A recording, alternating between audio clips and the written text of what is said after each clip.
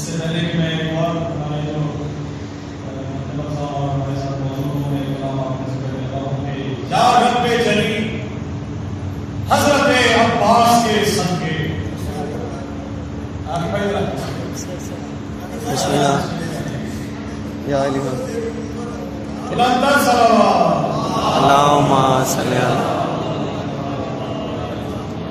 या रब्बे जली हजरत अब्बास के सदके तू जल्द मुझे रोज़े शब्बीर दिखा दे।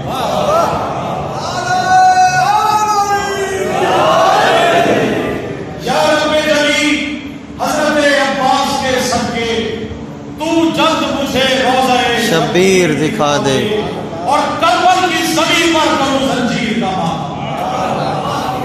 करबल की ज़मीन पर करूं जंजीर का मातम।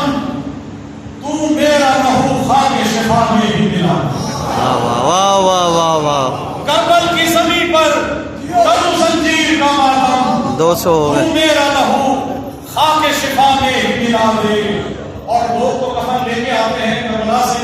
मेरा कीदा क्या है कि ले जाऊं 72 में कफन साथ में अपने, ले जाऊं 72 में कफन साथ में अपने।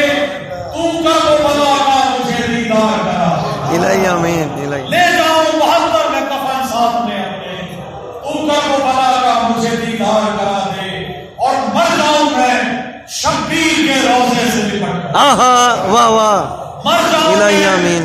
शब्बीर के रोज़े से लिपट कर। मदफन मेरा शब्बीर के कदमों में बना। वाह वाह वाह वाह वाह।